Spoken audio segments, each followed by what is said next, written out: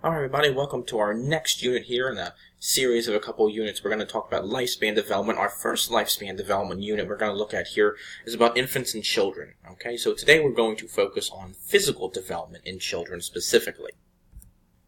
So our objectives and standards are to explain the physical development of infants and to analyze how infants and children mature. So please take a moment there to read the standards.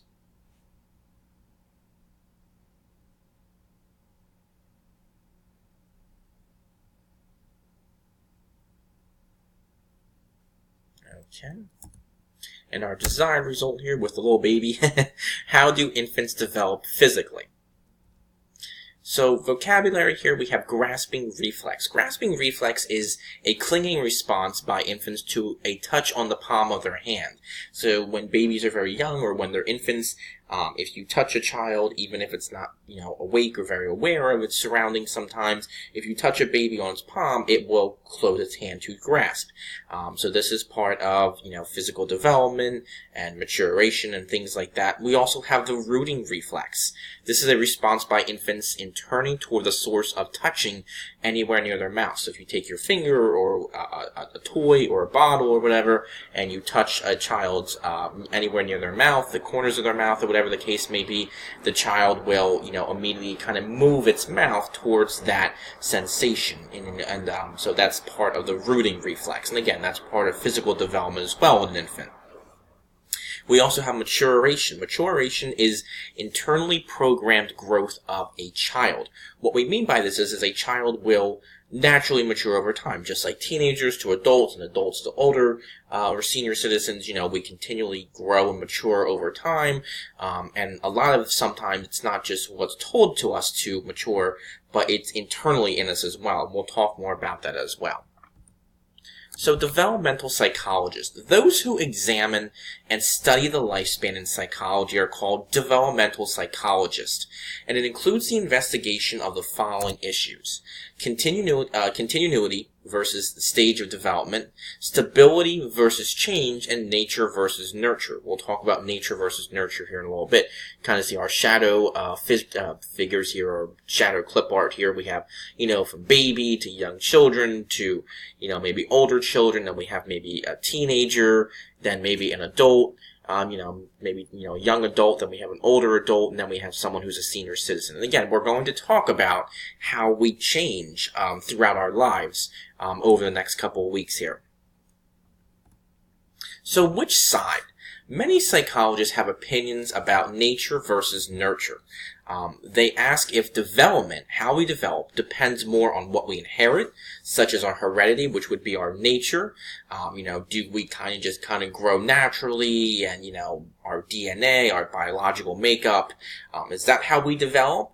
Or is it more of a result of what we have learned, such as nurturing, what our parents or our family members or our friends or, eventually maybe our wives or our husbands and our children, what we learn from them. So again, you can take either side there. But again, just as developmental psychologists do, about which is more important how we develop. Are you more of the biological viewpoint, it's our DNA, or are you more of it's our nurture, it's how we're raised and how we learn from others, how we develop? Some believe our development is more related to our heredity or our inheritance, like we just said, our DNA, our biological makeup. Others believe that our experiences, such as our experiences with our parents, our siblings, our friends, our relatives, our future spouses and other children or grandchildren, help us develop. And typically, it's a combination of both. Behavior develop results as both of our heredity, what kind of our DNA is, and also our environment, how we are raised. And we'll talk much more about that later on. So, capacities of newborns. Infants actually begin to develop before they are born. For example, if you know someone who's pregnant, or maybe you may have experienced this in your own personal lives with moms or sisters or friends or whatever the case may be. Women who are expecting can feel strong movements such as kicking or hiccuping during the later stages of pregnancy. And it's not uncommon for a fetus to suck its thumb as well. Maybe you've seen a sonogram or where a baby's sucking its thumb or whatever the case may be.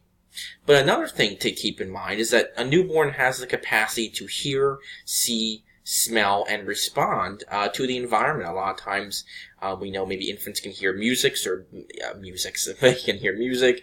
A lot of times they might tell pregnant women to sometimes listen to classical music when they're pregnant, or whatever the case may be. But even after they're born, babies, even though we might not remember it, because our memory is not fully stable yet or strong enough to remember it, but we can respond to our environment when we're newborns. Psychologists believe that it's necessary since the baby is exposed to a whole new surrounding. Obviously, being born into the world is obviously a whole new surrounding than what they may have been familiar with as a fetus or whatever the case may be. So reflexes, certain inherited, automatic, coordinated movement patterns that are triggered by the correct stimulus are called reflexes. Now, many, but not all, babies are born with certain reflexes. We talked about this during vocabulary. The response to grasp an object is known as the grasping reflex. Sometimes, you might be holding a newborn and the baby will grab onto your shirt or your finger. And again, this can be achieved by a touch on the palm of the hand. A rooting reflex is achieved by touching the cheek or anywhere else near the mouth. Like we said, the infant will move their mouth or head toward that sensation. There might not be a bottle there or something for them to suck on or chew on, but they will move their head towards it because inherently their body is telling them, hey, that's something I need to do because I need to get milk or whatever, or food or whatever the case may be. Measuring capabilities. Since infants cannot speak or understand questions, there are other ways to check their capabilities, such as an example, to understand if they're developing properly. Doctors or developmental psychologists may see if an infant can suck their thumb, turn their head, look at things, cry, and show signs of surprise or fright and smile. You've probably seen some funny YouTube videos somewhere of babies maybe acting surprised or scared or something like that, and that's good. We want to be able to see those things. We want a baby to maybe show laughter or smile. If a baby doesn't, then there might be some signs of developmental problems there. The expressions of pleasure or displeasure can also be tied to how the infant is being stimulated. Obviously, if we tickle a baby and the baby coos or laughs or whatever, or if, we give a baby, obviously babies have to get a lot of shots when they're born, injections to protect them against diseases. So obviously if a baby doesn't necessarily react to that pain all the time, that might be a sign of something developmentally not correct. The intensity of thumb sucking and the patterns of eye movement can also serve as measures of capabilities again. So again, doctors, physicians, psychologists, they all look for these things in signs of babies developing normally. Infants in physical development. Typically, infants will weigh about 7.3 pounds at birth. They can increase to as much as 20 or 25 pounds by the end of their first year.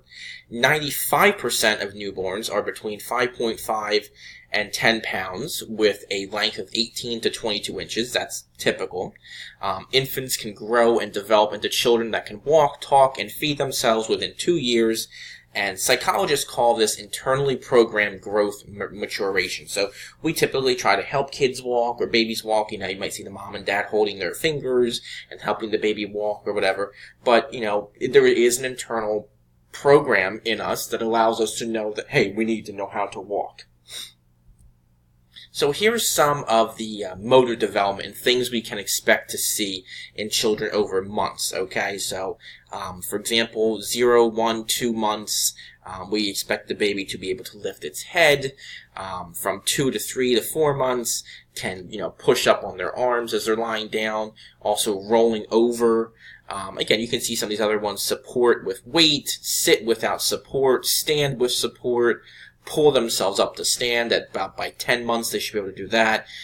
By 8, they say here about 7.5 to 12 to 13 months. So by the time they're about a year old, they should be able to walk using furniture for support. That means like holding on to furniture to walk around the room.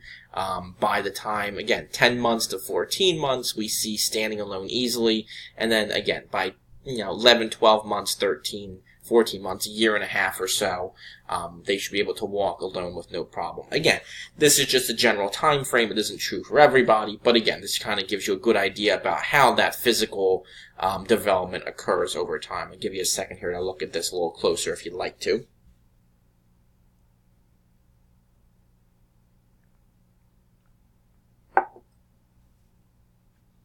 Okay. So child growth. The internally programmed growth is known as maturation by psychologists. It's just as important as learning or experience. So, yes, our parents can teach us how to stand and walk and all those things, but maturation, internally programmed development, is also important.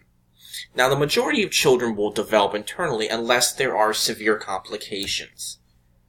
Parents should wait until children have maturational readiness before pushing them to new skills.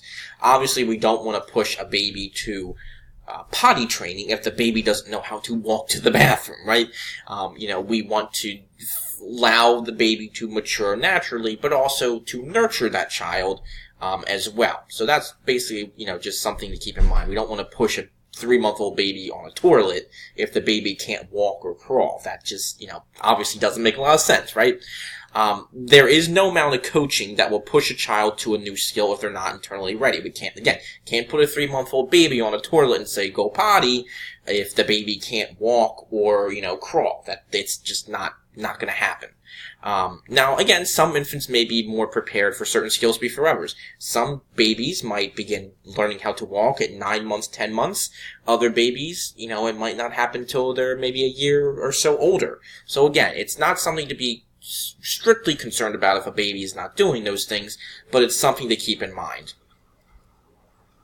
Just another chart here, stages of brain development in an infant. We'll talk more about some of these peer social skills and things like that. But again, a lot of the major part of an infant's development when they're a fetus, an infant, is here, motor development, right? So again, key between, that kind of couple of early months before they're born, especially before the age of 1 year old, and then gradually kind of fades off here by the time they're 4 years old. And again, you can see, obviously, pure social skills. We're not pushing a child to, learn to have a conversation with, another 3-year-old when they're a baby or a couple of months old. That doesn't happen until much later on. Looking at maturation, this is kind of giving you an idea about when these things should take place. Again, speech development, they say, can begin around 0 to 1 year old, but again, it's going to continue to about 3 years old. So again, just kind of showing you here a little bit of a maturation for infants here. Alright, so our closure. How do infants develop physically? Think about grasping reflex, rooting reflex, some of those other skills that we've talked about here. That kind of happen with kids from the time they're born till about 1 year or 2 years old, and that will help you answer your question. All right, just try to remember to include the information you've learned today in your chart. Let me know of any questions or concerns, and I hope you have a great rest of your day or night. Talk to you soon.